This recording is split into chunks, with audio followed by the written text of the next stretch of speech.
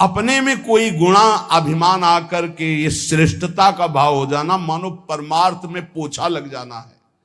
भाई कभी अहम ये भाव मत अहम में लाना कि मेरा नाम हो जाए। भगवान को जो करवाना तो करवाने, वो तो सर्व समर्थ हैं, वो तो नौकर हैं, हम वैसे ही करना पड़ेगा।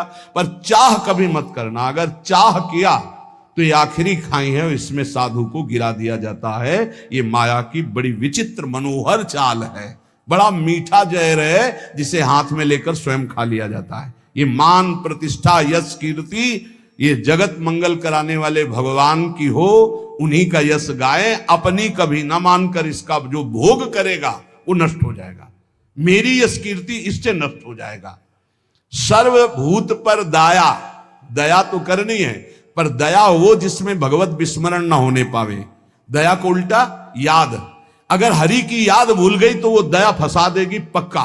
और जिस दया में हरि सामने है कि ये मेरे भगवान हैं, वो कभी नहीं फंसा पाएगी।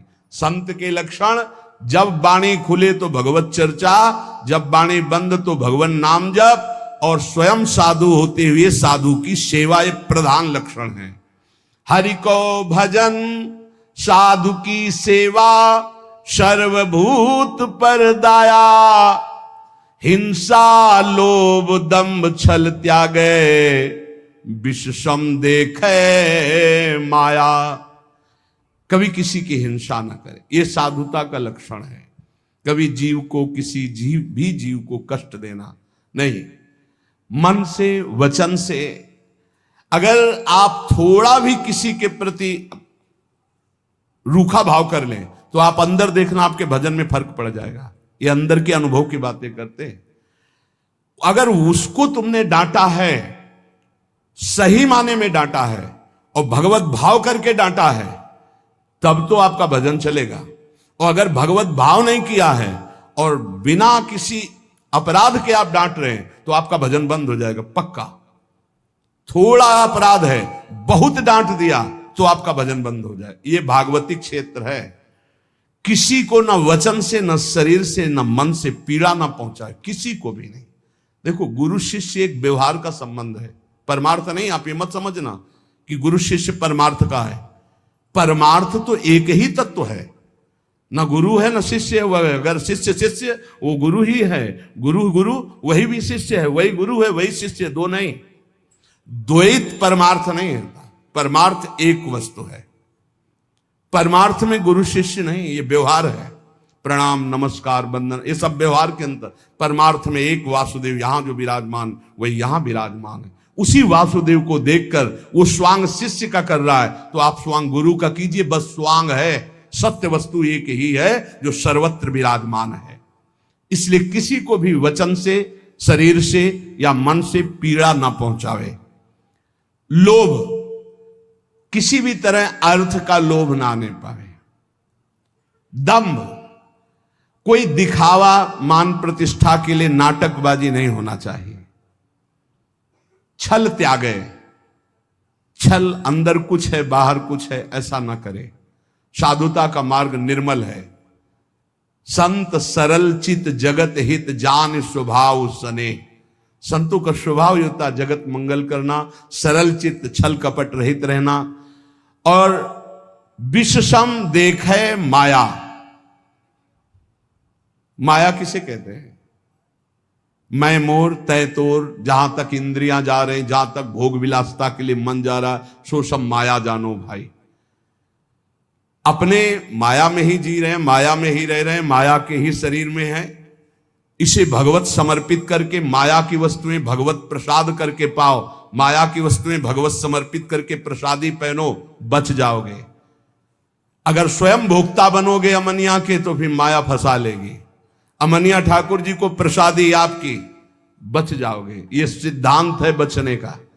एक भी वस्त्र बिना ठाकुर जी को अर्पित किए मत पहनना। एक बूंद पानी बिना अर्पित किए मत पीना। एक भी अन्न का टुकड़ा बिना अर्पित किए न जाए तो आप देख लेना, माया मुक्त हो जाओगे। सहनशील साधु कौन? जो सह जाए, अंदर की बात और बाहर की भी बात। बाहर कोई गाली दे दे, अपमान कर दे, निंदा कर दे, सह जाए। अंदर की बात, काम आ रहा है, क्रोध आ रहा है, लोभ आ रहा है, मोह आ रहा है, चुपचाप सह जाए। इनके सहने से भगवान की प्रसन्नता होती है, इनके सहने से भगवत भक्ति बहुत जोर की बढ़ती। सहत सहत बाढ़े भगत गिरे तन गुरु हित गान। ये नियम बना लो कि मुझे सहना है, सहने से भगवान प्रसन्न होंगे। अपने प्रभु के लिए हर दुख सहना है। जब ये बात आ जाती है तो सब कुछ सहन करने में आनंद आता है। भला कष्ट सहने में कहीं आनंद आता है, लेकिन आनंद आता है अपने प्यारे के लिए कष्ट सहने में आनंद आता है। सहनशील। अगर ज्ञान हो जाए तब तो फिर क्या कहना हो, ज्ञान नहीं तो अपने प्रभु के लिए सहो। ज्ञान में तो सहना ही क्या, स्वाप्निक है, बिल्कुल स्वाप्निक है। बिल्कुल जैसे जगत आप देख रहे हो बिल्कुल स्वप्न चल रहा है, ये दीर्घ स्वप्न है मोह निद्रा में। भक्ति में उसे ऐसे ले लो कि भगवान की लीला हो रही है, तो हमें भगवान सहना चाहते हैं, इसलिए गाली दिला रहे हैं, इसलिए निंदा करा रहे हैं, इसलिए अपमान करा रहे हैं, चुपचाप सह जाओ। आशय उदार। आशय उदार होना चाहिए। आशय हमारा सांसारिक नहीं होना चाहिए। आशय क्या है? भगवत प्राप्ति। भगवत प्राप्ति के लिए हमें हर बात सहनी है। धीरज, धैर्यवान। भगवत प्राप्ति अगर आशय नहीं, लक्ष्य नहीं, तो आप सह नहीं सकते, पक्का समझ लेना। भगवत प्राप्ति के लिए सह सकते हो। भगवान की बड़ी विचित्र लीला, बड़े बड़े सिद्धों को पिटवाया है, पुजवाया है, दोनों काम करते हैं वो। पुजवाना भी वाह वाह और पिटवाना भी, ये दोनों काम साथ उनके चलते रहते हैं। अगर ऊपर से कुम्हार पीटता है मटकी को तो अंदर से हाथ दिए रहता है, ऐसे दोनों कार्य होते हैं। सहनशील, आशय उदार, अति धीरज सहित विवेकी। अत्यंत धैर्यवान और विवेकवान। सद असद का ज्ञान रखने वाले को विवेकी कहते हैं। सत्य वचन।